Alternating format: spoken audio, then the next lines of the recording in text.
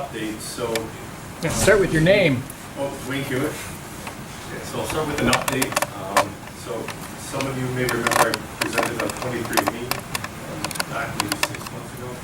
And so the main thing I identified from that was that was a concern was a disease risk, and it was not the one that I was worried about going in, which was actually Alzheimer's disease, but it was hemochromatosis, which is iron accumulation.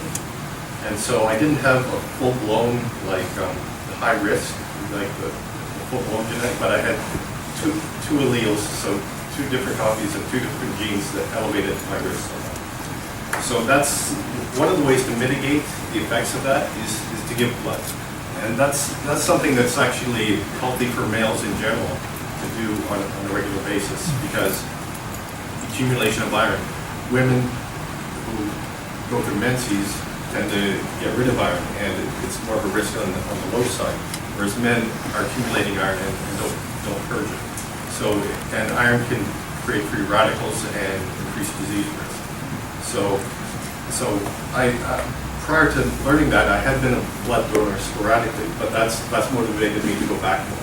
And they actually do measure your iron levels when you give blood too, so you can track. Right? So, and then they also measure blood pressure. So you can get some parameters that you can track. But so I've been going. So I've been twice since then, and then so that's just one thing that was actionable from what I got from 23andMe. And I haven't delved into it as much as I wanted to. Other things have distracted, but that's the update on that side. But what I wanted to talk about was a story, and it's not my story, even though I'm involved. It's someone else's story. And it's someone who basically is a quantified selfer, because every time they go to the doctor, they get a copy of any testing that's done, and they're really focused on monitoring that and very concerned about health. And so it's someone in my parents' generation, so someone who's older but very conscious of health, and so one of his main concerns has been high blood pressure, so he really controls salt intake and watches that fairly rigorously. So he's very conscious of his health and very conscious of his health parameters. So about 6 years ago, he noticed that his PSA levels were rising. So he eventually found out that there was a biopsy, and they did find prostate cancer. So at that point, he decided to undergo procedure to ablate the prostate. And he actually went with a more experimental procedure. It was high-frequency ultrasound that he chose. So that, and then after the procedure, his PSA levels were very, very low. So far, so good. And then afterwards, he noticed that kept being monitored, that his PSA levels were creeping up. So he actually called me, and so just in my background. So my background, I'm a scientist and molecular biologist by training, and I've 10 years experience, actually 15 years experience in drug development. So with my background, he was quite comfortable calling me and asking, okay, what do you think this means? So it started rising, and so it was about a year that it had been rising, and it had doubled. So it had gone from very low levels and doubled.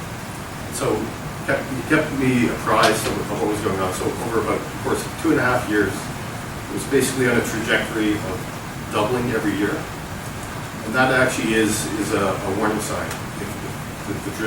Even though it was very low. So he went back to the doctor who performed the high-frequency ultrasound, and he basically dismissed him out of the office, saying, oh, if people come in with that level, I don't even bother seeing them, but really the context around it was his prostate was ablated, right? So there should not be any rise. And so it's absolutely due to the cancer. But again, you have to look at it from the practitioner's perspective. This is, if he admits that it's coming back, then that's not a success in his books. So you have to, I think you really have to be conscious of the medical system, and like you need to be very aware and have context and be your own advocate, or have someone who's your advocate, like, really, really strong in it. And have your data and be able to interpret it. So it kept rising, and then he eventually went to some other doctors and eventually confirmed that it had come back, and he got radiation treatment, and now he's still well. But it really goes to show what health data can do for you. So it's and it's really a shame in my view that we aren't, like, there's actually several schools of thought saying, oh, let's get rid of PSA tests, right? And so there's different ways to look at that, right? You could look at it that well, it's a watch and wait philosophy when people are past a certain age, but is that really fair or not? Because lifespans are extending, so those people could have a long time that potential cancer could grow. So I just wanted to tell a story, just be a bit illustrative of the power of the data, and that it can have real impact on your actual health, and that we should be looking for more data. There are more biomarkers that can inform you on different diseases, and it's really a shame that they aren't coming online. So it may be up to outside the medical system for us to bring those online on a consumer level, and then people be able to advocate and have data-based conversations with their physician, and also having a baseline too. Like I actually, after I had the 23andMe, I went in for a physical, thinking, okay, I haven't been in to the doctor in about 10 years, basically. I'm pretty healthy, and so I finally said, okay, well, I've got this genetic background, and then I can get some more data to supplement it. But basically, the doctor wouldn't give me a physical. They say, oh, we don't really bother them. And it's just like, really? Because the baseline is so critical. How can you know there's a deviation or the significance if you don't have data to start from? So they did take some blood work, but it wasn't really anything in depth. They just did a standard panel, and then didn't call me back because there were no red flags. But basically, there should be more data. I think we should be actively moving to capture more data, even beyond what is standard in medical practice. And then if you get tested, ask for your data, insist on it, and if they still don't give it, demand it. That's basically all I have to say.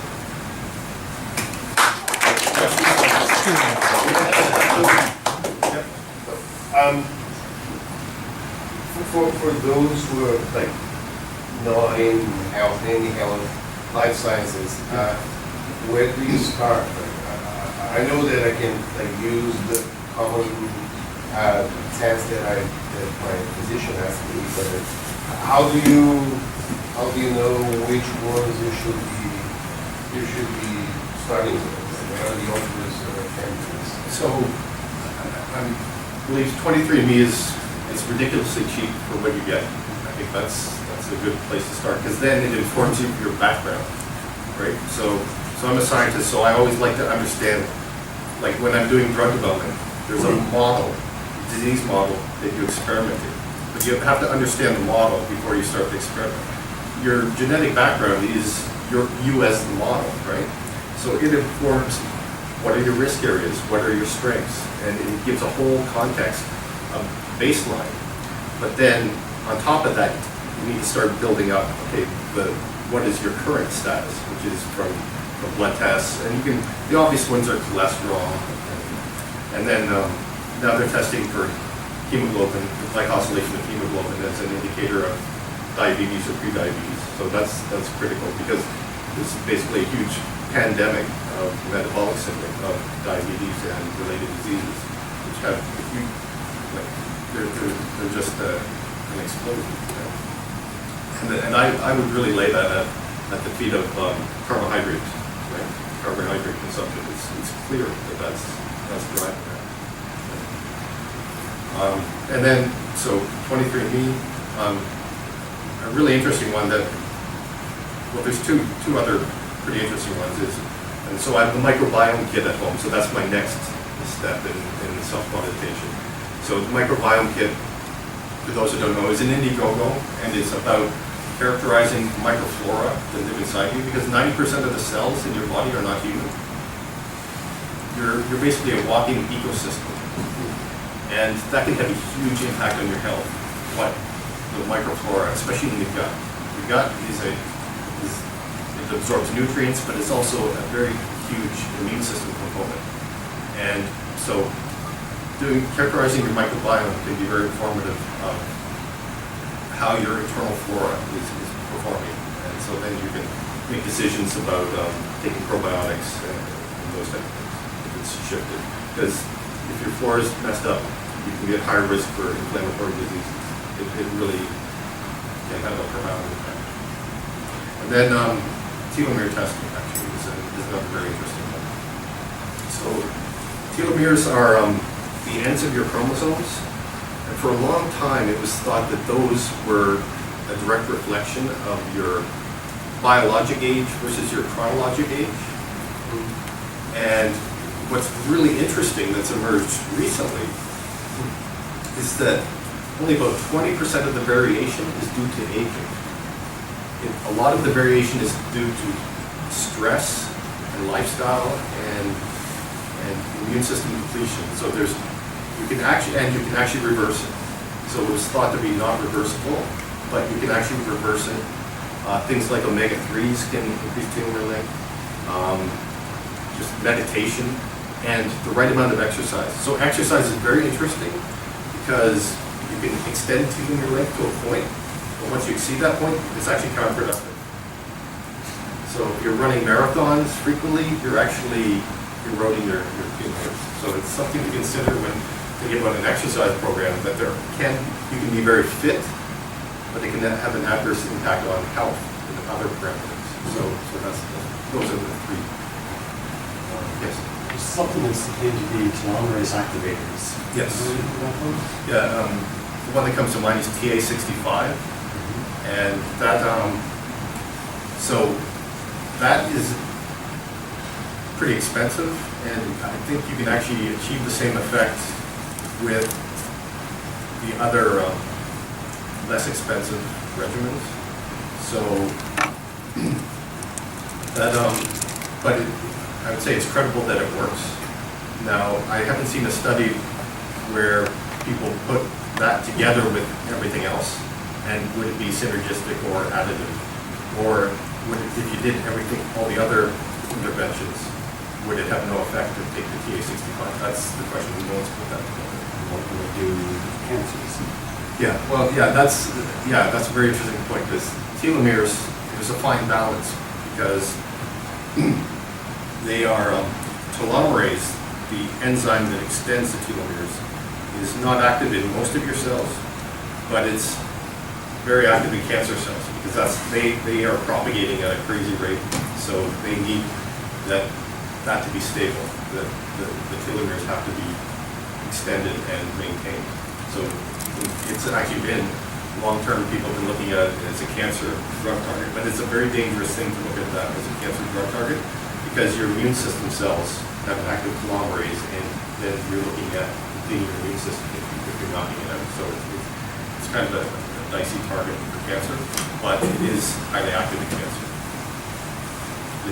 With your regular blood tests that you get with physical, do they actually test for PSA, cholesterol, hemoglobin, and these other markers that you had indicated, or do you have to specifically ask them? They test for hemoglobin. Well, actually, hemoglobin, I think, because I mentioned that my 23andMe results had elevated risk for diabetes, so that might have been an add-on, but cholesterol is always tested. Right. Yeah. And iron, they always test. What was the other one? So, PSA? It's an extra cost. That's an extra cost? Yeah. And so, I guess, $30. okay.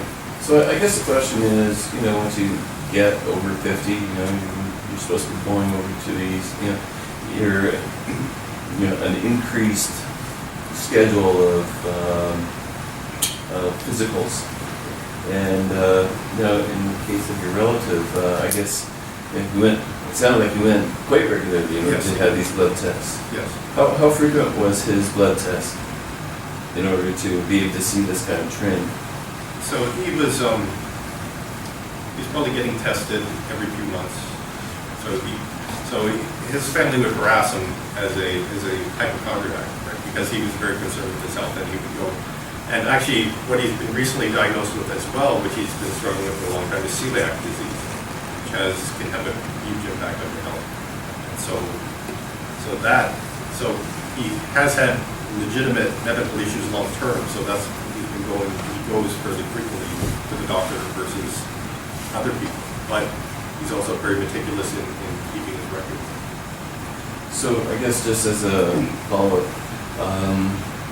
so just your normal person like myself, just recently over 50, I guess I should start logging these things, get a baseline, Yes, absolutely. and make a point of getting this test like once a year, just to and just update it, and just maintain my own personal medical file. Yes, absolutely. That's a good take on thing. And then you could also think about hypotheses. Are there things I can do to improve any of these parameters? If they're trending, even if the doctor isn't recommending an intervention, if it's trending in a way, you can start thinking about, well, what can I do that might impact this? And then you can watch for effects. I wouldn't know what to do with the numbers, and until I see an aberration in the numbers, then I'd start asking questions. Well, the ranges, so they give ranges on the actual reports that say normal ranges, and then with a bit of reading, you can also look for optimal ranges, and then you can compare. Like it doesn't take a lot to educate to reasonable, like Just a layman's level, Yeah. My question is, what type of tests should they basically have in order to track the cancer-related disease? So you mentioned hemoglobin, cholesterol level, PSA, iron, any other tests to be done just to, kind of ensure myself that the majority of diseases are kind of captured by those tests? Well, so you're covering a lot of the heart disease and metabolic disease standards there, but also you add in inflammatory markers. So, and those aren't necessarily tested. CRP is a good one, actually, that is tested fairly standardly. So that's one to look at. But again, it's not perfect. So it would be ideal if medical practice adopted more of a broader inflammatory panel, because inflammation plays into so many diseases and is a red flag for so many things, including cancer. So that's where entrepreneurs can come in and say, okay, we're going to offer these services and make this available for the consumer so they can have peace of mind. How many tests in the inflammatory? So it's like a broader range of tests, or it's one test that cover all the diseases? Yeah, well, I've used a service in animal studies that from about 3 drops of blood, you can measure 200 things. And that's mainly anti-inflammatory. So it was called rules-based medicine. And and they have human panels, which are used in clinical trials. But wouldn't it be amazing to access things like that at the consumer level, and you could have like a database of your markers and a history, a baseline. So then you know if something's spiking, you can keep an eye on it and see if it's just transient, it goes back down, or if it's continuing over time and there's a trend. And then try and determine, then you can do some reading on that marker and say, okay, well, what's this related to? And do some digging, or find someone who's knowledgeable and then help you see what the significance might be. Where do you take the telomere test? Because I'm very interested in that. I've been reading a lot, but I don't know where would you get that test. There's 2 companies in the U.S. But locally? Well, it's like 23andMe. You spit in a vial and you send it, right? So How much would that be? it's about $300 for the premium test from one company, and I think the other company is about the same ballpark. Oh, I'll talk to you later. Yes. Have you used a service like Wellness FX? Have you heard of that one? It's based out of the US. Yeah, I've I heard know of it. it's not available for Canadians right now. There's another one called, Yeah, I signed up to their email list, but I haven't, yeah, because I was just thinking that when you mentioned, because I think they offer a broader range of biomarker tests as opposed to just what you get at your doctor, Yeah. which is something that, yeah, I find really intriguing and looking for something in Canada to offer that kind of a service. And so when you mentioned for entrepreneurs looking at that kind of, you know, yeah, I think it's a great service, opportunity. interesting. Yes. Do you have any comments on epigenetics and its importance relative to genomics? And maybe that will render 23andMe useless? Yeah, I do have an opinion on that. So there's 23andMe is your background, right? It's what you're given by your parents, and then it's affected by what happens to you. And epigenetics actually is also, there's epigenetics that comes from your parents, and then epigenetics that arises because of things that happen to you as well. So epigenetics is things that are inherited, that are outside the nucleus of your nuclear DNA. So the mitochondria are, in general, inherited from your mother. So that's an epigenetic. Although mitochondria have their own genome, so you can have some semantic discussions about epigenetics on that. But it's separate from your nuclear DNA, and it's not equally inherited from the mother and the father. So it's one issue. And then you also have modification of DNA. So there's the actual copy, and then there's also methylation modification, which can impact whether or not a certain region is expressed or silenced. So all these things play into the system. It's a very complicated system. You get a one-dimensional read from 23andMe, and you have to keep that in mind, that it's just a linear read of the tape. And then you can get some information from that because certain changes have been associated with certain diseases. Like Alzheimer's disease is very well characterized, that certain mutation, there's one allele that dramatically increases your risk versus the other alleles. And it's a major increase, and then there are others that are minor increases, but that's the one that's the big concern. And for me, it was a real relief to see that I was actually slightly decreased risk, because my grandfather was diagnosed with Alzheimer's disease. And the thing is, I don't believe he was actually tested. It was a diagnosis because he was exhibiting dementia. And so dementia can have a lot of different causes. So it may, in his case, it may have been something else. But I don't have enough, so I would have to test other members of the family to see if that, to further support that, basically. But that's just context. So yeah, 23andMe gives you some information, but it's a start. It's not the be all end all. Any other questions? Okay, thank you. What was the other test you mentioned for the flora? What was that one? Well, microbiome? Microbiome? Yeah. And that's a kit you provide to test for? Yes. Yeah. So they ship it in the mail. It's like 23andMe, although the sampling procedure is not as easy.